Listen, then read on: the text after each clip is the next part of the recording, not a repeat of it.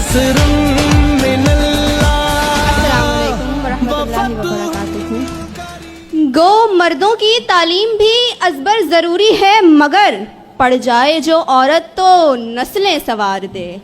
کہا جاتا ہے کہ ہر دور میں حوا کی بیٹی استحصال کا شکار رہی ہے، اسے تعلیم کا حق نہیں دیا گیا، لیکن آج کی عورت نے اس بات کو ثابت کیا کہ عورت نہ صرف چولہا سنبھال سکتی ہے بلکہ مردوں کے شانہ بشانہ کھڑی ہو کر گھر کے اندر اور باہر کی ذمہ داریاں بھی بخوبی نبھانا جانتی ہے۔ اور اس کی ایک نہیں کئی مثالیں یہاں میرے سامنے موجود آپ لوگ اور میرے معزز مہمانوں کی صورت میں موجود ہے۔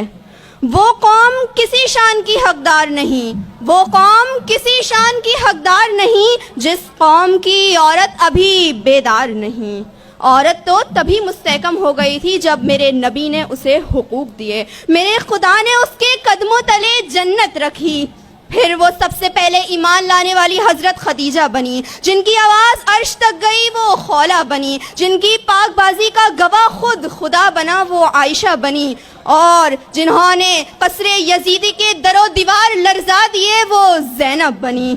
آج کی عورت ڈاکٹر ہے، انجینئر ہے، پائلٹ ہے، دنیا کے ہر شعبے میں عورت کا کلیدی کردار اس بات کی دلیل دیتا ہے عورت کبھی حوا کبھی مریم کبھی زہرا،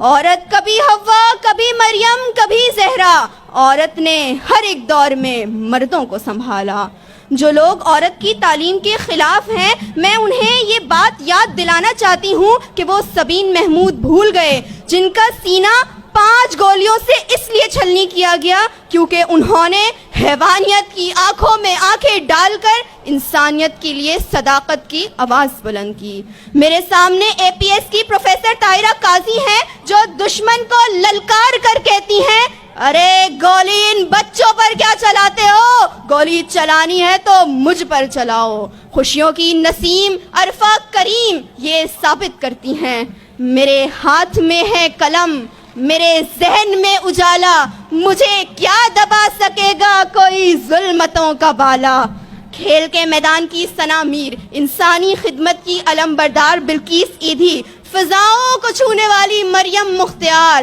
پہاڑوں کی چوٹیوں کو سر کرنے والی سمینہ بیگ، پہلی خاتون لیفٹیننٹ جنرل نگار، اور کرونا کے اس نازک دور میں اپنی جان پر کھیل کر اپنی قوم کی حفاظت کرنے والی ڈاکٹر رابعہ طیب یہ بات ثابت کرتی ہیں صنف نازک ہے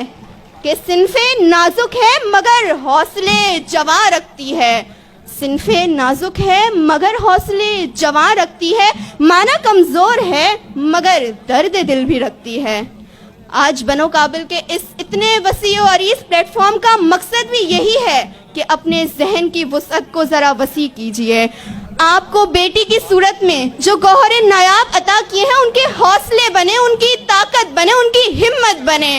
اور ان کے خوابوں کی تعبیر کو مکمل کرنے کے لیے کوشش کریں، کیونکہ یہی لڑکیاں ہر شعبے میں آپ کے بیٹوں کو پیچھے چھوڑ کر آگے آئیں گی اور نہ صرف آپ کا بلکہ اس ملک کا نام روشن کریں گی، اور تو اور آپ کے دکھ درد کی ساتھی بنیں گی، آپ کی ہر مشکل میں آپ کے کام آئیں گی اور آپ کی طرف اٹھنے والی ہر مصیبت کا ڈٹ کر مقابلہ کریں گی۔ تم میری آواز دبا نہیں سکتے، میرے حوصلے مٹا نہیں سکتے۔ عورت نہیں ہوں میں، صاحب عقل و فہم ہوں، بہتا ہوا پانی ہوں، ہر ایک صدی کی میں ہی کہانی ہوں، ہر ایک صدی کی میں ہی کہانی ہوں۔ شکریہ۔